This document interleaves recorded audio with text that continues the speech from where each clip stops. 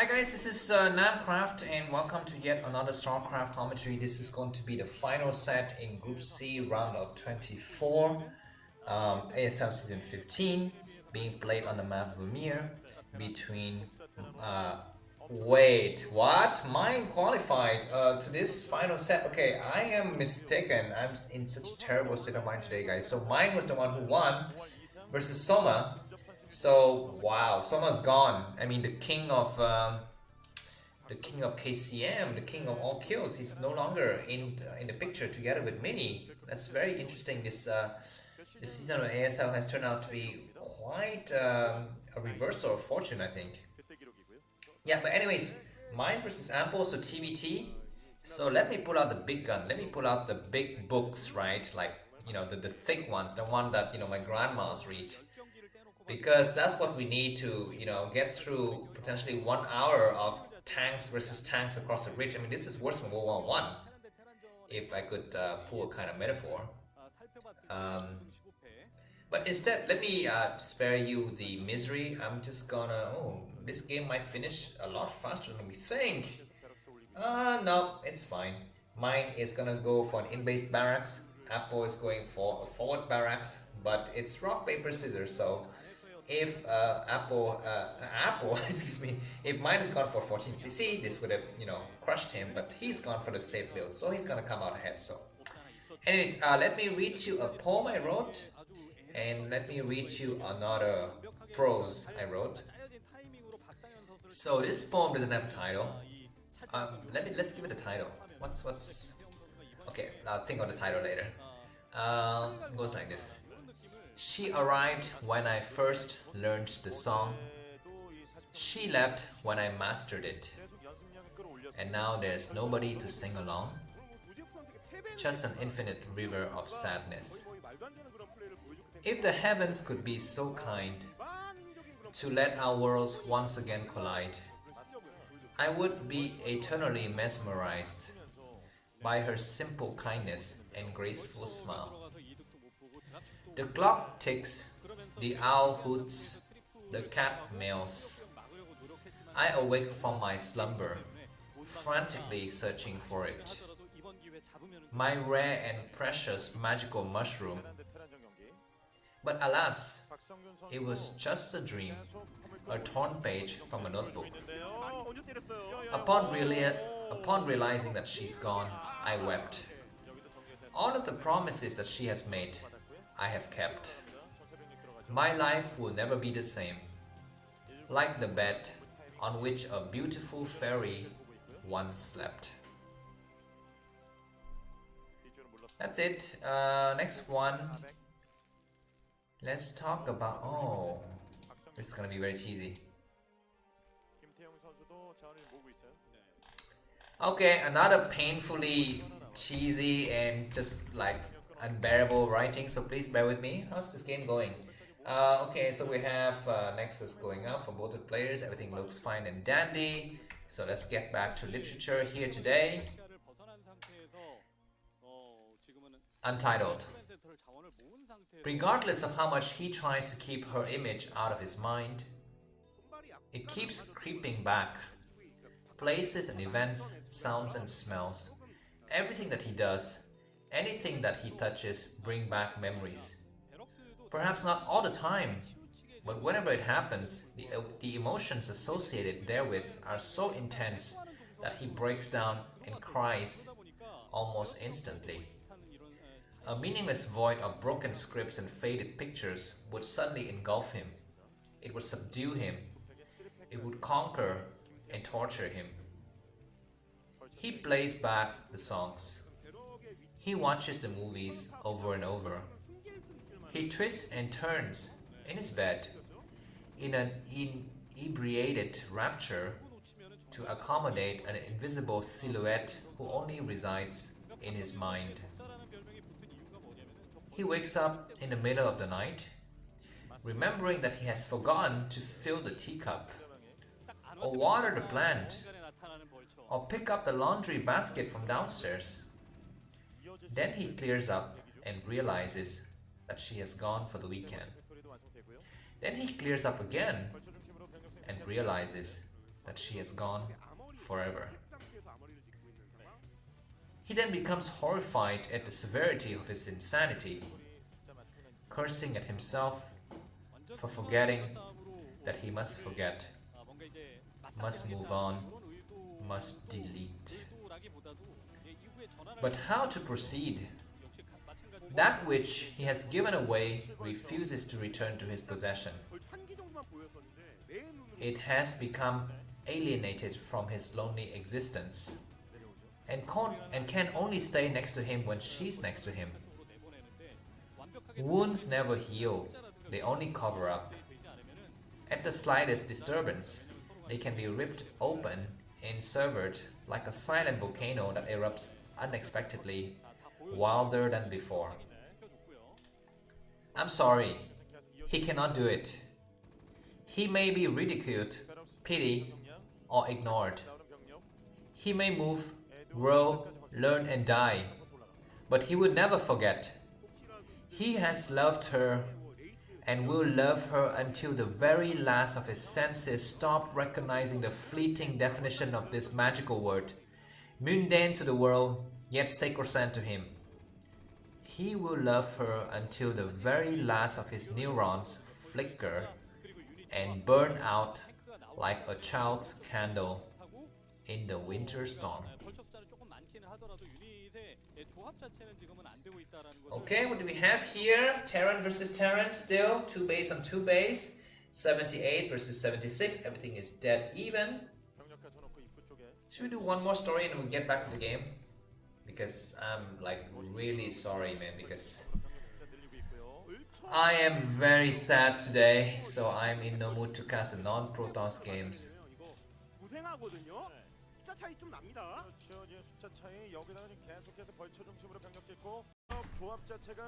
Okay, I guess I will spare you the further mystery of my own misery. Let's move on with this game, man. Come on, let's pick it up. Let's pick it up. Alright, so Ample versus Mine on the map for me, cross position. Looks like the game is not that even anymore. Ample in the blue color is looking very strong with a healthy 10 supply lead compared to his opponent. He's got a huge legion of vultures just running around like stray dogs. On the other side, Mine's got a couple of tanks, Goliaths. He's going to be pushing out and trying to secure the middle area and trying to set up a periphery around his enemy's bases.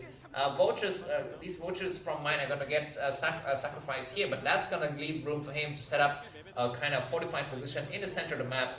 This map, Vermeer, it's got even bases, so we have a large, or not large, but not a small chance that we might have a split map situation and we might go down to the last drops of mineral, which is something that I really like. We've seen some crazy games in the history of Starcraft Brood War between the likes of Flash and Sharp, Royal and Sack, and these kind of really big legends who have proven once, again and again that Terran versus Terran is not as boring as it seems 1% of the time. Mine is pushing forward with 5 tanks, no upgrades so far on these tanks. Now, Vulture Plate is good, that is what Ampus is doing, but when we get to the mid game, we need some kind of tanks to really, get the job done, get the buffer, get the meat, get the bone, get the axe, get the hachette, as they say in Francais. This dropship is coming over from Ampo, and very unfortunate for him, completely scouted by this Vulture. Mine is very lucky, and that's gonna be a lot better for us, the viewers, because Mine is slightly behind. So if Mine is able to come back with this intel, I think that's great. This raid is coming out for laughs, just gonna do nothing here. Some Vultures goes back home. This raid is gonna provide a little bit of disturbance in the front, or just maybe for scouting, for vision. The dropship goes in. We have a Goliath in position already, and this single dropship is going to be running out. We have some vultures here waiting already, and look at this, guys. Okay, we have command center floating over for Ampos as well, so the game is, I guess, a little bit even here, because TBT and especially cross map position, we don't really pay attention to the supply differences, at least in the mid game situation. It might matter later.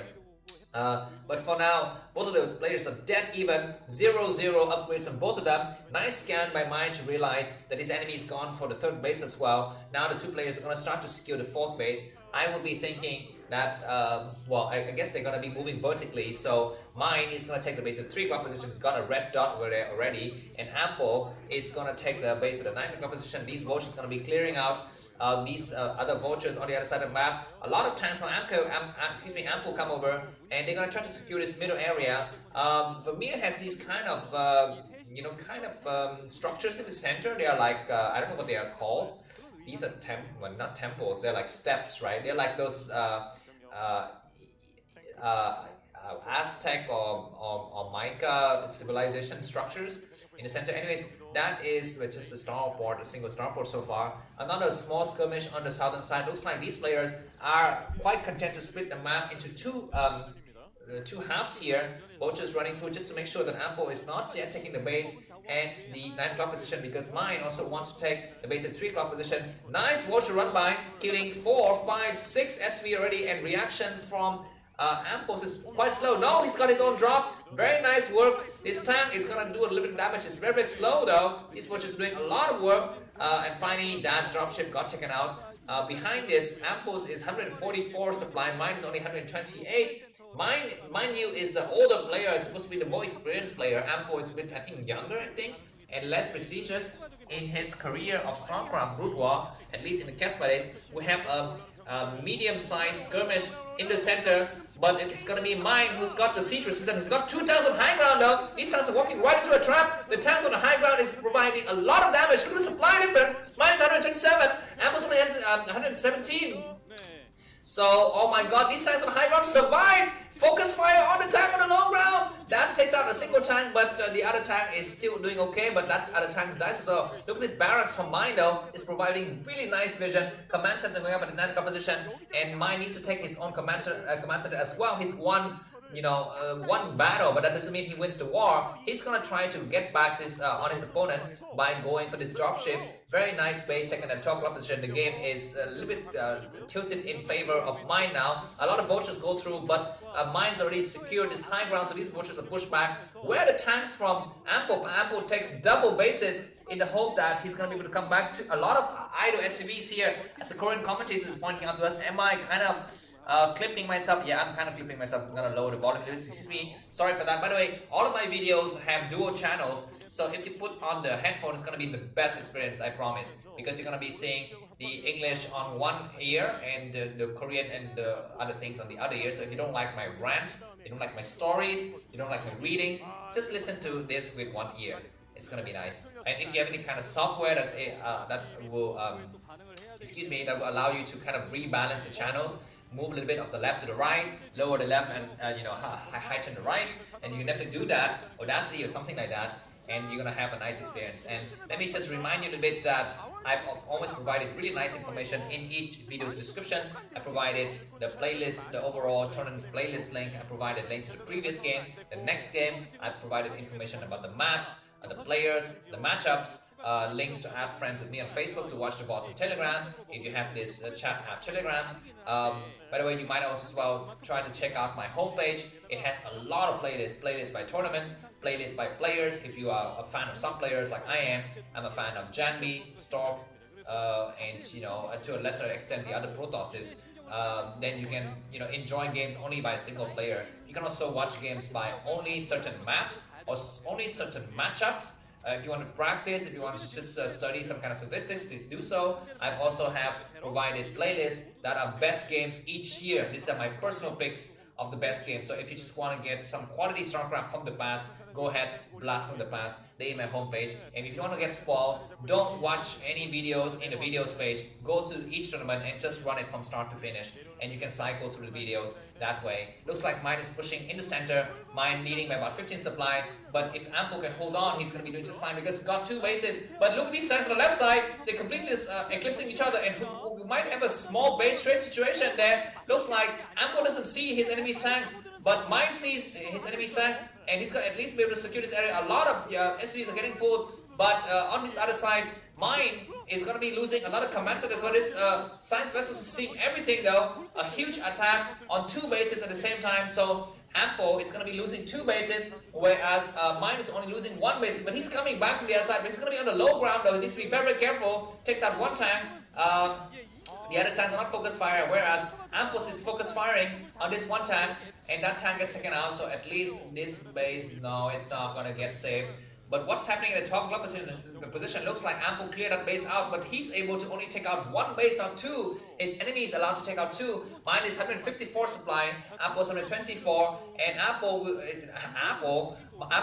versus Microsoft here, if I might say. If you don't mind me saying, looks like Ample is gonna try to retake his bases. His commanders are floating, and look at this, guys. Mine is gonna have an advantage because he's able to set up the base at the 3 o'clock position. These tanks are gonna slowly die out. Where is the raid from Mine? But before that, he's gonna push to his high ground. Even though Ample's got a high ground advantage, he's got very few tanks and no focus firing. Is he gonna go and try a counterattack? At least these vultures are gonna try to take out something. But I think Mine is going to be slowly but surely strangling his enemy here, this weak kid called Ample. But Ample is allowed to resume mining at the 9 o'clock position by some magical happenings there. Huge push though for Mine coming through. Let's take a look at the upgrades. +2, +1 for Mine. And for Ample, a lot of units are getting burned to pieces here. This game is nearing the end, so let's have a look at Mine. Supply 160, Ample only 121. We have a huge mine drag. Okay, that tank is gonna get mine drag, I think, but no, that mine is still a bit too far. But this one doesn't even need to do the job. Mine is barging to the front door, taking out this command center. We have dropship though. We have some drops of vultures or tanks or what. I'm not so sure it's gonna be vulture, but instantly one tank got combusted there. So it's gonna be better to drop vulture. These are 2 tanks on the high ground. It's doing a lot of damage.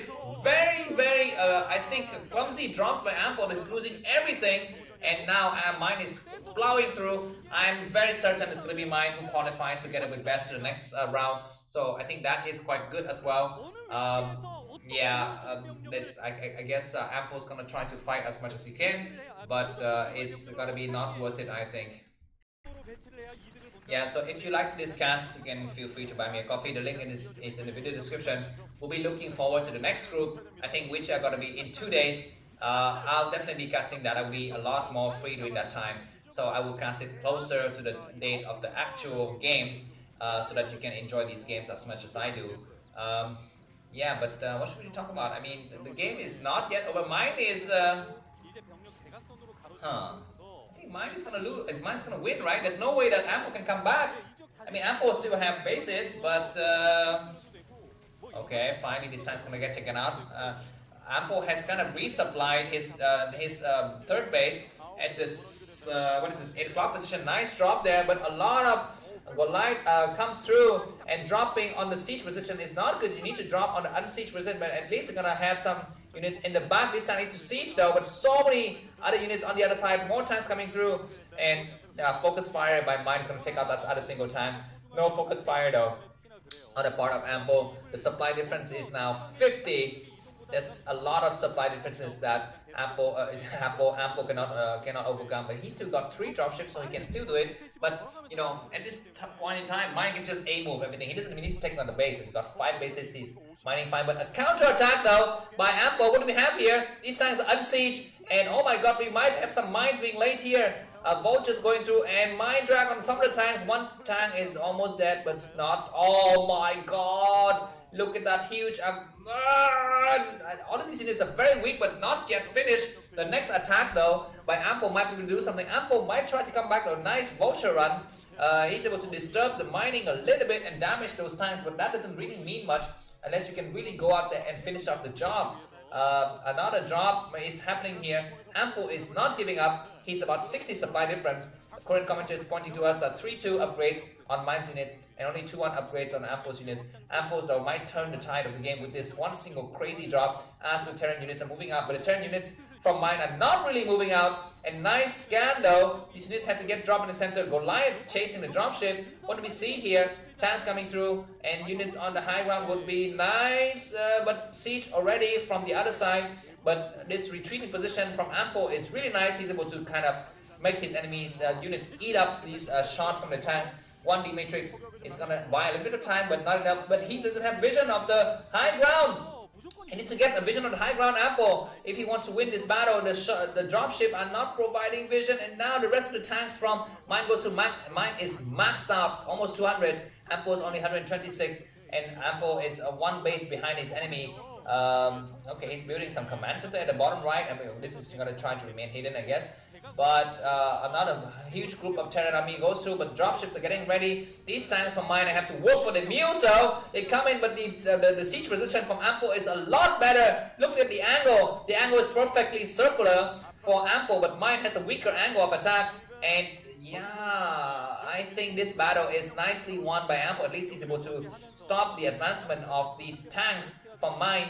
But that is not the end of the war. The air mobility is one thing that Ampo is, it's keeping him in this game. I think he could have died a long time ago, but these dropships coming back, that is able to allow him to get a lot of dividends paid out here. Go through. Oh, Goliath! Okay, that's nice drops here. Nicely matrix though, but high ground advantage. Ampo, he needs to siege now. He's sieging some of his units, and some other units are gonna be sieging. Who's gonna come out? We need to look at the focus fire. Focus fire are quite good from both of the players. Ampo is slightly better. Tanks from mine are kind of clumped up together. And one more shot from Ampo will finish up the job, but no. I think those tanks are kind of positioned a little bit too far from each other. And yeah, 2, 3 on mine, and I think 1, 3 on Ampo's. Ampo's still stuck on 4 bases, whereas mine is on 6 bases now with a lot of gas. These two Goliaths dropship comes to try to secure this base. Focus fire on the dropship, that's nice.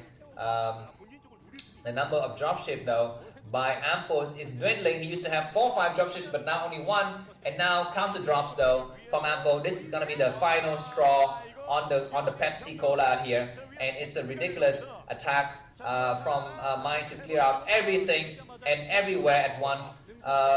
He's pushing forward now, and Ampos is slowly crawling back to the hut, to the cave where he came from. He's fighting valiantly. Of course, he doesn't want to give up. I think it's his first time in an ASL, so that's good. But that's gonna be the end. We might expect a GG anytime soon now. So I wish all of you good luck. Have a nice weekend. Don't become sad and despaired like me. Live your life to the fullest. Don't give a flying F about anyone who don't care about you, and just live your lives the way you want to and do what you think is right. Have a good day. Bye bye.